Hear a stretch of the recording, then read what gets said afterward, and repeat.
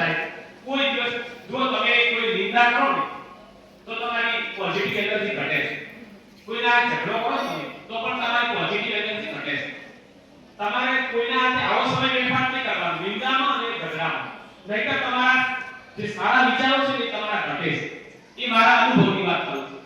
એટલે તમારા જે પોઝિટિવ એનર્જી આપણી ઘટી જતી હોય છે લોકોનું ખોટું વિચારવામાં, આપણે કંઈક આગળ જવું હોય તો આપણું લક્ષ્ય નક્કી કરી અને આપણે શું કરવું છે એ નક્કી કરી લેવાનું છે. આ સમયમાં તમે કોનું ભૂલ છો, તમે જે દિશામાં ડાયરેક્ટ કરશો એ દિશામાં તમે થઈ જશો. બધાને ખબર છે રતન ટાટા પણ એવું કહેતા કે 1000 દિવસ કામ કરવાનું છે અને હું તો કહું છું 500 દિવસ કામ કરો. એક જગ્યાએ સાચી દિશામાં તમે લક્ષ્ય રાખી તમે તમારા શિક્ષણમાં ધંધામાં જ્યાં ત્યાં ધ્યાન આપો સાહેબ. જો તમારા પદ અને પૈસા તમારા દ્વારમાં થતા હોય તો મને યાદ કરજો. આપણે તો અમારા ઠાકોર સમાજમાં કેવું હોય છે ખબર, ઘણી જગ્યાએ જોઉં છું કે લગ્નમાં આ ઘરને જવાની વાતો કરતા હોય. એવું ના હોય, કોઈ મૃત્યુ થતા હોય ઘરને ભણે અને કોઈ જગ્યાએ જવા નથી. પૈસા પડશે ને તમારી પાસે નોકરીનો સિમ્બોલ લાગશે એટલે બધા હકાવાને એમ કે સેવા નથી થાય છે. આ જો તમે રખડતા હશો તો તમારે હાવ નથી પાડે કે એ તો અમાર દૂર થાય. मां है तो मोहब्बत, पैसा खुदा नहीं है मगर वो खुदा से कम भी नहीं. પૈસા હોય તો લોકો બધા ઓળખવાના છે. માટે પહેલું કામ જીવનમાં આ કરવાનું, સારી પોસ્ટ મેળવવાનું, સારું બિઝનેસ મેળવવાનું, ભણ્યા પછી અને પહેલા પૈસા કિંમતો બનાવી લેવાનું. પછી બધા સામાજિક લોકો બધા તમને યાદ કરશે. એટલે એવું કોઈ એના મનમાં વિચારો હોય કે સમાજવાળા તો નહીં જઈએ તો સમાજવાળા નહીં બોલાવે કે નહીં ઓળખે કે તમારી સારી નોકરી લાગી જશે એટલે બધા તમને ઓળખતા થઈ જવાના છે. એટલે આવો સમય કોઈ જગ્યાએ બગાડતા ના. બધાને એક મારું એટલી વિનંતી છે. અને ખરેખર એક વસ્તુ યાદ રાખવાની, હું ભણતો તો તાર સાહેબ એક વસ્તુ રમેશ તેંડુલકર અને સચિનના નામ ઓળખાતા હતા. એમના પિતા મેં પણ નક્કી કર્યું કે મારા પિતા મારા નામે ઓળખાતા હોવા જોઈએ. એવું કામ કરીએ કે આપણા પપ્પા આપણા નામે ઓળખાય. સચિનભાઈ એટલું મસ્ત કામ કર્યું ક્રિકેટમાં કે એમના પપ્પા પણ નામે ઓળખાતા હતા. અને મેં તો એવું નક્કી કર્યું કે મારું ગામ પણ મારા નામે ઓળખાય. કર્મજી હરિયાળા રાણપુર, અમારા રાણપુર 3 છે. એટલે એવું કામ કરીએ આપણે, આપણો ગામ આપણા નામે ઓળખાય. અને વિદ્યાર્થીઓ તો બધા યુવાનો તો હું જાહેર તરીકે કહું છું કે એવું કોઈ કામ ના કરો. ખરેખર તમારા મા-બાપના પગે લાગવો તો લાગતું, ના લાગવો તો હતો નહીં, પણ એવું કોઈ કામ ના કરશો કે તમારા મા-બાપે તમારા લીધે બીજાના પગે લાગવું પડે. આ વસ્તુને ખાસ ધ્યાન રાખવાનું. આ સમય એવો છે કે આપણને મા-બાપની સલાહ કરવી લાગતી હોય છે, શિક્ષકોની સલાહ પણ કરવી લાગતી હોય છે. હું તો શિક્ષકોને વંદન કરું છું. શિક્ષક એક એવી વ્યક્તિ છે જીવનની અંદર કે એ એના વિદ્યાર્થીઓને એના કરતા પણ વિશેષ જોવા માંગતી હોય છે. આ દુનિયામાં એક જ વ્યક્તિ વિશે, એટલે ભગવાનનું સ્વરૂપ કતો છે, ગુરુનું સ્વરૂપ કતો છે, પણ એ વ્યક્તિ વિશે કે મારો વિદ્યાર્થી ભણી ગણીને ડોક્ટર બને, મારો વિદ્યાર્થી ભણી ગણીને એન્જિનિયર બને, એટલી એમની ઈચ્છા હોય છે. અને એ એમના વિદ્યાર્થી સારા રૂપમાં જોવા માંગતા હોય ત્યારે એ કહેતા હોય છે અમારો વિદ્યાર્થી જુઓ કેટલો આગળ છે, કેટલો એમને આનંદ થતો હોય. અને એ વિદ્યાર્થી કદાચ ખોટા કામમાં ફસાય તો પણ એમને કલમ રાખતો હોય છે. માટે આપણે જીવનમાં નક્કી રાખવાનું, માતા પિતાનું અને ગુરુનું નામ ઉજ્જવળ બનાવવા માટે એક લક્ષ્ય નક્કી કરી અને કામ કરવાનું હોય છે.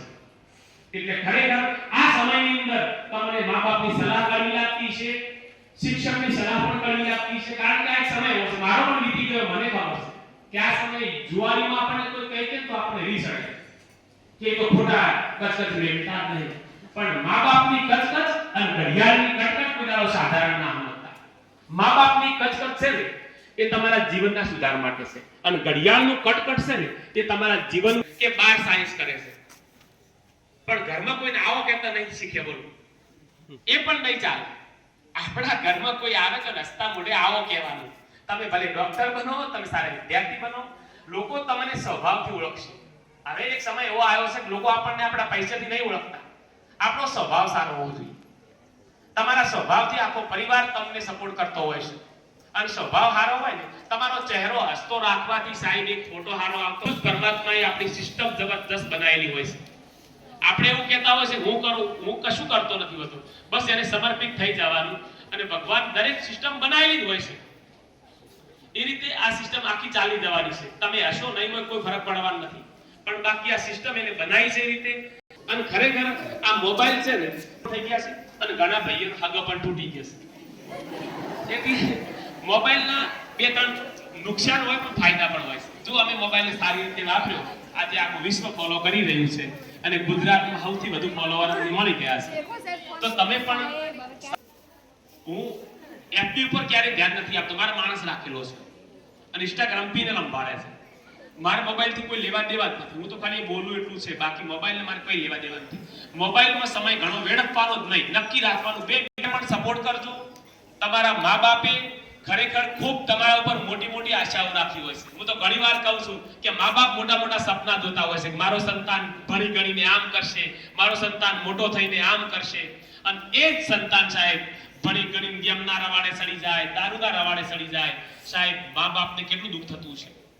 આજ તમારી ફી ભરવા માટે પૈસા ઉસીના પાસીના કરીને લાવે છે, તમને દફતર લઈ આવવા માટે પૈસા ઉસીના પાસીના કરીને લાવે છે, અને એ જ સંતાનો સાહેબ આવું કોઈ થોડું ચાલે. તમારી વાઈફે થોડો તમને જન્મ આપ્યો છે, મા બાપે જન્મ આપ્યો છે. ઘણી વાર હું તો કહું છું કે કલાકારો ભલે કહેતા કે વર્ષો પહેલો પ્યાર તાર જોવા મળે, વર્ષો પહેલો પ્યાર આપણી માં છે. જે તારે આપણે માના પેટમાં હતા ને, દીકરો છો દીકરી છે ખબર નથી, તારે આ ગોદડીની તૈયારી કરતી હતી. લૂલો છે લંગડો છે ખબર નથી, તારે આ ગોદડીની તૈયારી કરતી. એને કહેવાય વર્ષો પહેલો પ્યાર છે. આપણી માથી મોટું કોઈ નથી, મા બાપ છે એ જ આપણો પહેલો પ્રેમ. એટલા માટે મા બાપે ખૂબ મોટા મોટા વર્તા જોયા છે. મા બાપની ખૂબ સેવા કરજો, તમારા ગુરુજનોને ખૂબ આદર ભાવ આપજો, કારણ કે એમને પણ તમારામાં એક ઉજ્જવળ ભવિષ્ય દેખાય છે, અમને પણ તમારામાં એક ઉજ્જવળ ભવિષ્ય દેખાય છે. કંઈક કરીને બતાવ્યો સાહેબ, એવું નોકરિયાત બની બતાવશું કે સારા બિઝનેસમેન બની બતાવશું.